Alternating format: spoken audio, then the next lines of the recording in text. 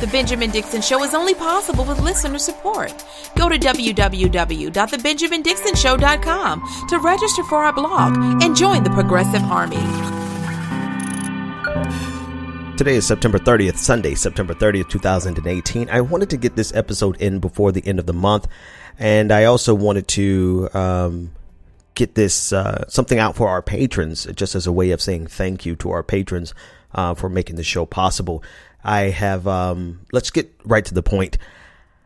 One of the things that I've talked about regularly on this show is my reluctancy to engage in any fight, believe it or not. I know many of you who know me from Twitter know that it seems like I'm always in a fight, but that's not really the case. What happens is that once I decide to take on a fight, or once I decide I'm through with a certain group, I burn it all down and then I move away and I'm pretty much done with it.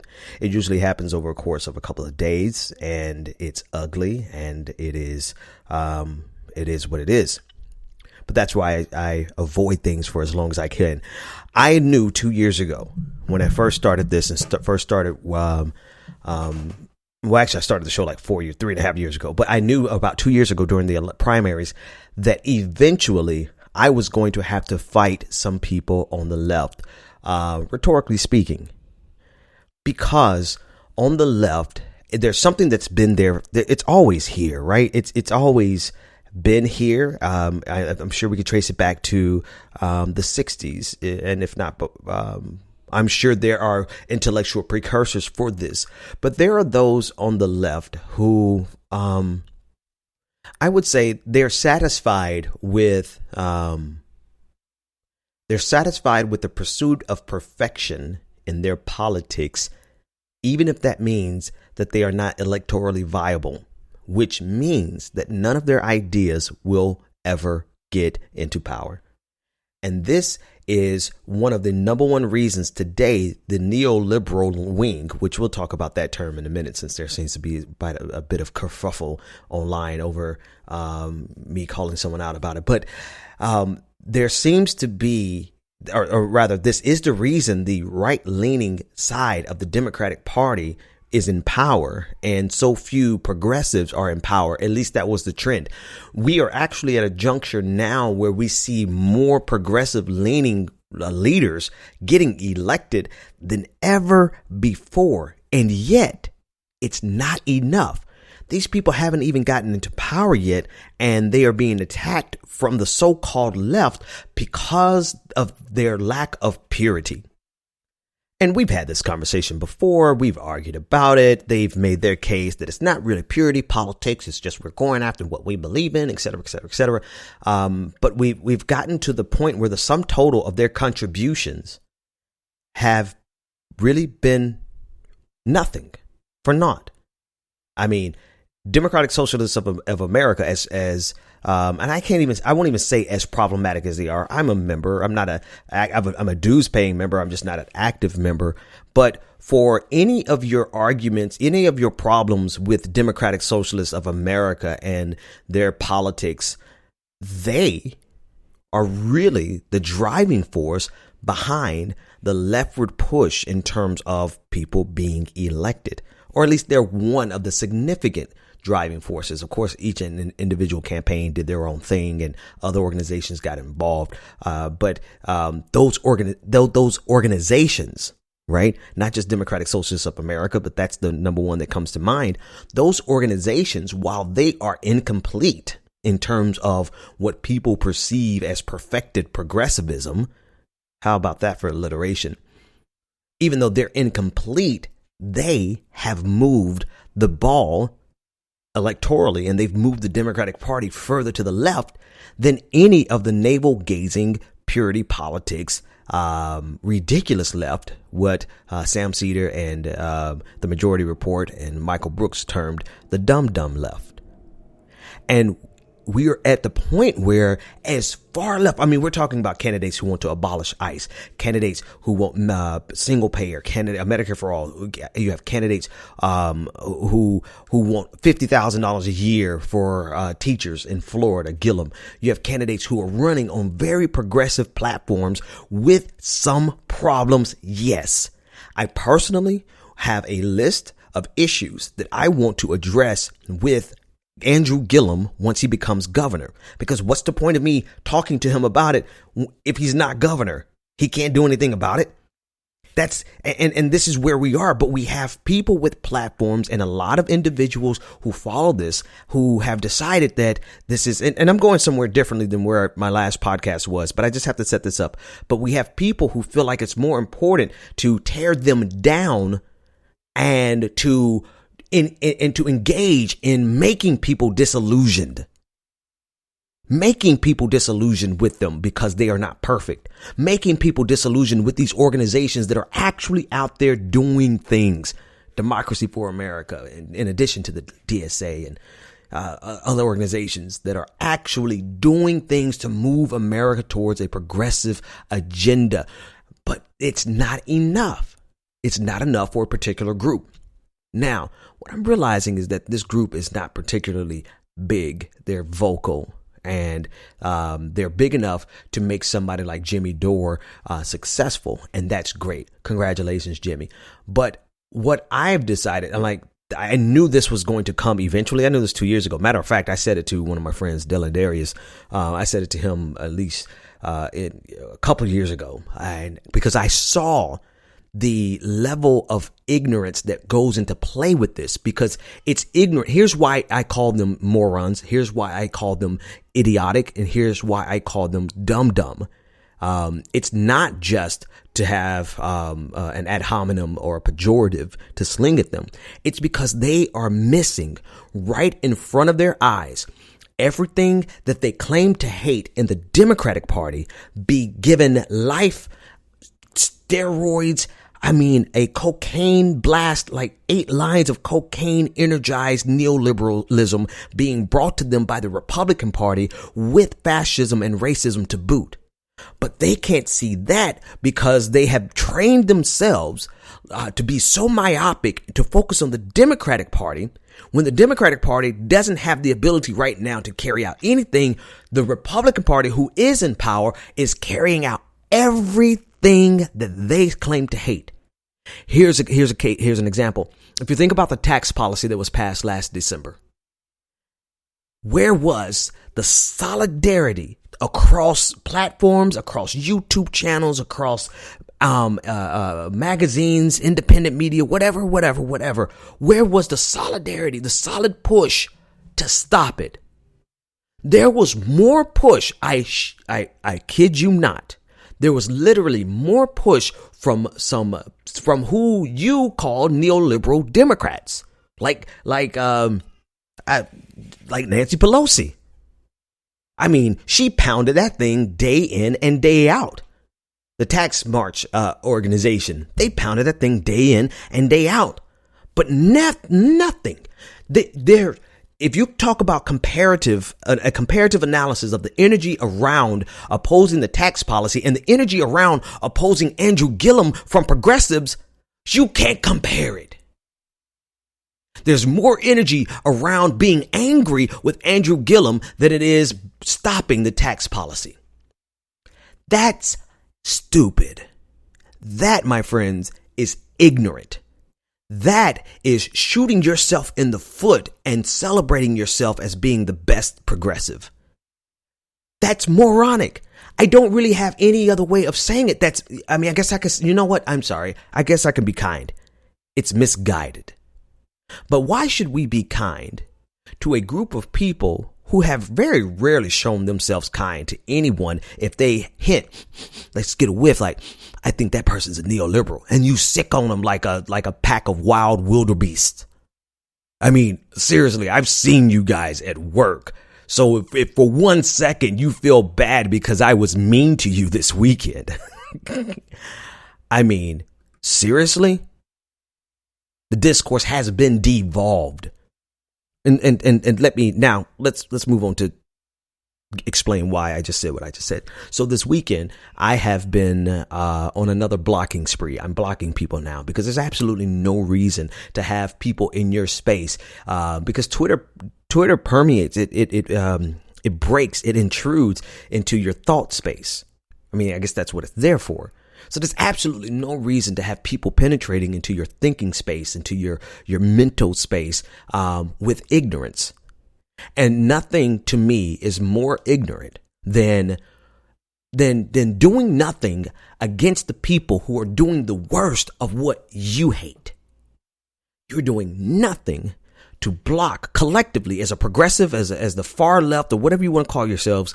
You're doing nothing to stop. In fact, when people, if you take your intellectual leader, Jimmy Dore, when people go after Donald Trump for things that are damning to progressivism, he actually buffets it. He actually provides a buffer in that he redirects everyone to the DNC and Hillary Clinton. But it is the height of ignorance for you to sit back while the thing that you hate the most, neoliberalism. Okay, anyway. Well, the thing that, and I'm going to finish the thought. The thing that you hate the most, neoliberalism, is being forced on you at levels that we haven't seen. I mean, they literally just passed a second round of tax breaks in the House, seeking to make the tax breaks permanent. They haven't passed it in the Senate, but I mean, everything that you hate. It's like if you're really against neoliberalism, you by default have to be against tax breaks. I mean, you have to fight tax breaks like I mean, I don't even have anything off the top of my head witty to compare it to, but you have to be against tax breaks. You absolutely have to be. But what has happened, and this is why, again, I use the language of ignorant, stupid morons. What has happened is that this dumb left has positioned themselves to oppose anything that Democrats support, or conversely, to either support anything that Democrats oppose, or to be silent on anything that Democrats oppose, because to them, Democrats represent neoliberalism. So yesterday I tweeted out, I saw a lot of ignorant things, and I started giving commentary on Twitter, and then some people said some things that are really, really, really, really dumb. I can't even remember what it was. I could find it if I had to, but what I ended up saying was questioning. It led me to asking one guy this: define neoliberalism, and define it without going to Google. I want you to just define it, and I want you to talk to me about how it is a misnomer in the United States of America. And I mean, out of all the things I said yesterday, all the people I called ignorant and morons and dum-dums, that comment seemed to set more people off than anything else, because they were like, oh, how dare you say it's a misnomer in the United States? Are you defending neoliberals? And I think we have to revisit this, because at the core of neoliberalism it's a core of principles that if you really consider what it is, you would understand why it's so misused here in the United States of America. Neoliberalism is generalized, you could say, free market principles, and I use the air quotes for that to be sure. Deregulation, particularly of the banking industry. It uses privatization as a means of fixing everything. Like the markets can fix anything, particularly what stands out the most is education. Applying free market and principles to education would be one of the best examples of the ridiculousness of neoliberalism. But if you think about all those things and more, I'm just going off the cuff. If you think about all those things and more, you would have to understand why it is misused in the United States. Because in the United States, we use it to refer to Democrats, particularly right-leaning centrist Democrats, who may be corporate friendly or whatever the case may be. But if you limit your definition of neoliberalism to Democrats And all you're concerned with are neoliberal. I guess it's the liberal part of neo, which is precisely why I say it is a misnomer, because we look at the liberal. I honestly think people reduce it to this, people. I'm sorry. I hate to throw off on people so hard, but I think people see liberal and they automatically think it refers to Democrats. But there are no greater examples of liberals, of neoliberals rather, in the United States than Republicans. Now, I know, saying that sentence, I know there's another episode where I've covered this in great detail. But there's no greater example of neoliberalism in the United States than Republicans. You do have Democrats who are neoliberals, to be sure. But when you conveniently truncate an entire group that is 100% neoliberal, and not only 100% neoliberal, but like to the extreme, I mean, to the excess, like above and beyond, when you conveniently truncate that entire group, then you realize that this misnomer is intentional, particularly for people who don't want you to focus on the party in power. They want you to continue being angry at the Democrats because either that's all they know how to talk about, or they know that they can make a lot of money talking about that. You cannot talk about neoliberalism in the United States of America and not talk about the Republican Party. And considering that they control all the branches of the government and they're getting ready to get another Supreme Court justice, which means we're going to be fighting this for the next 30, 40 years, I would think that as a progressive, you would do both and push the Democratic Party to the left and give the Republican Party hell every step of the way. But how can you give the Republican Party hell when you're tacitly supporting them by discouraging people from going out and supporting the progressive candidates that we got this time around, who are far more progressive than anyone that's in office right now? This strategy is moronic. From a Jimmy Dore perspective, it is a convenient strategy that he can use to monetize and really just not have to learn anything else. Not to ever actually have to consider the nuances of a conversation or of a situation, rather, or of a subject matter. He can always go back. I mean, it literally is. I guess his comedic act goes into play here, because what do you do as a comedian? What do you do as a comedian in the 21st century when people can watch your content online? It used to be you could go all around the country, and say the same joke over and over and over again all around the country, never have to get any new material. Well, Jimmy has brought that to politics. He's brought that to political commentary. So for him, it's a strategy, because all he knows he has to do, he doesn't ever have to read about a topic. All he knows he has to do is make you upset about Democrats, and you can forget about everything else. And this is where an entire block of progressives now this is where you guys are currently just there, and your growth has stunted. And by growth, I mean you have not looked at the changing situation around you. They're still focused myopically on the 2016 election. But I've come to a juncture in my life. I've come to a juncture in my life. I've decided that I don't care anymore about anyone who has that perspective of that worldview, that you think it is more important to oppose neoliberalism in the Democratic Party, which is not in power, than to oppose neoliberalism on steroids in the Republican Party that is in power and that is actively enacting everything that you hate. I think that psychosis is so far gone that there is absolutely no reason for me to try to convince you of otherwise. The reason I'm talking about it now is because I want my listeners and my supporters, those that remain, to understand what I think and what I believe as it pertains to dealing with the dumb left. I think it's too far gone.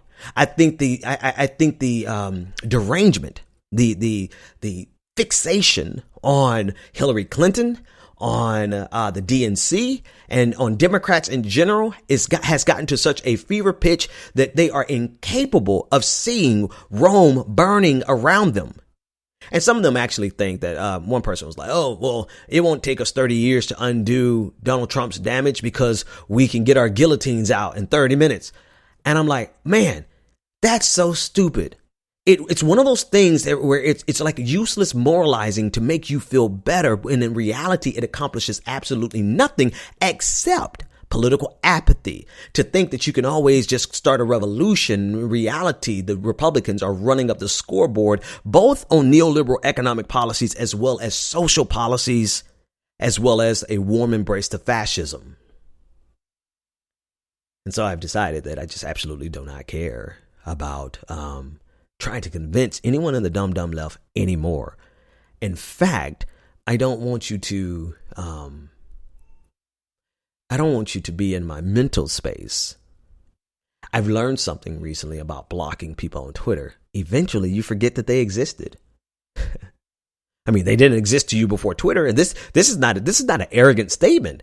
I mean, this is literally a thing. They did not exist to you in your world, in your mental space before Twitter.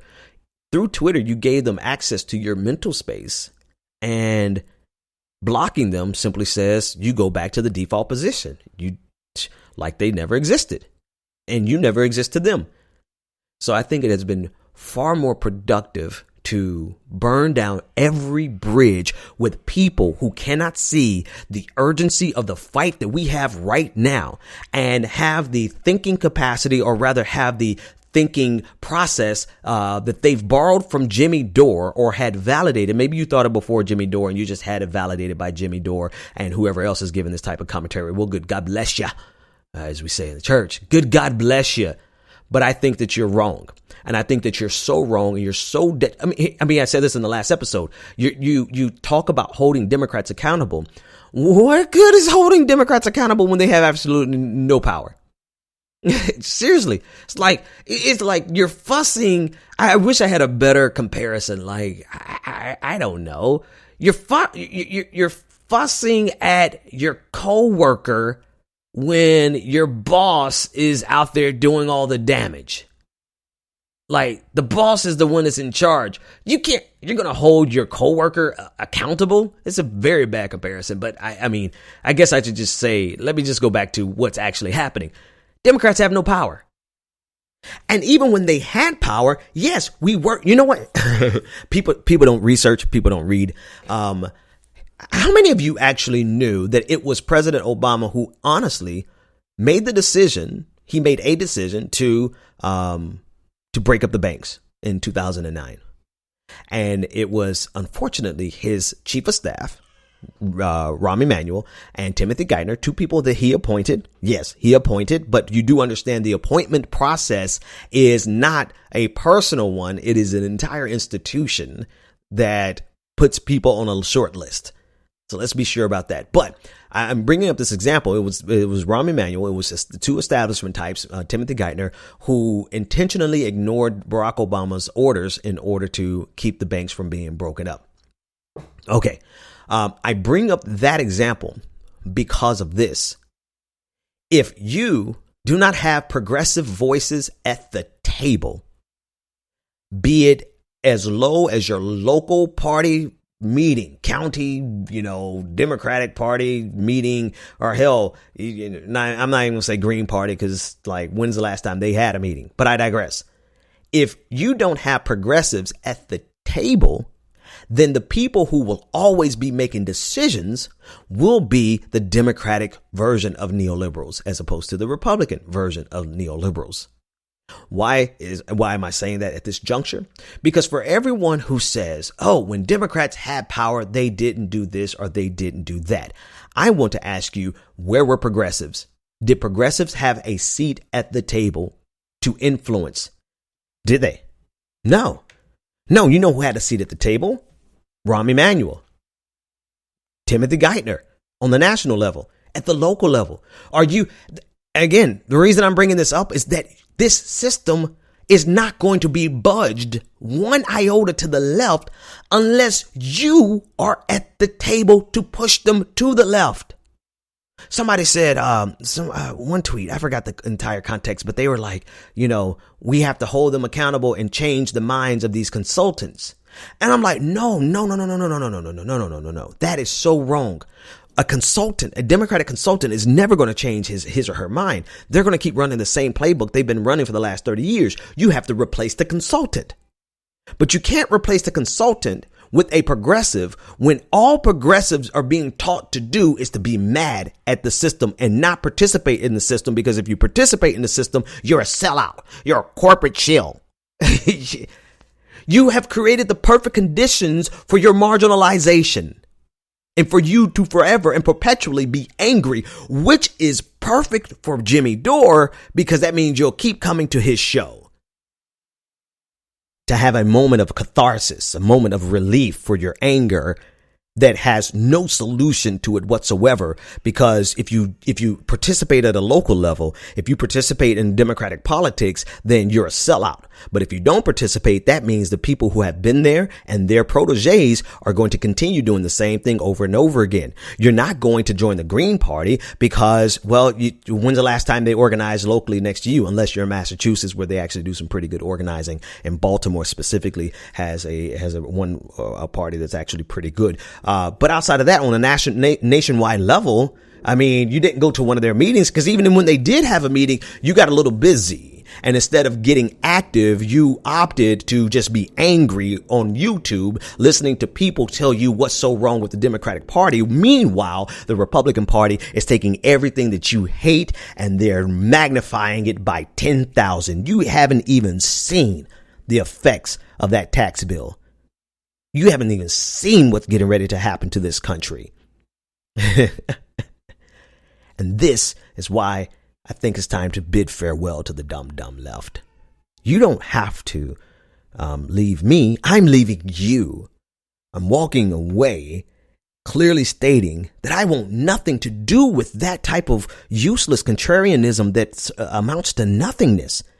And this is, and I want to make a sidebar here. There are people who just are 100% opposed to being active in the political system. And they do so as a means of protest and as a means of their own personal activism. But what they do is they get out there and they do work. They do actual work.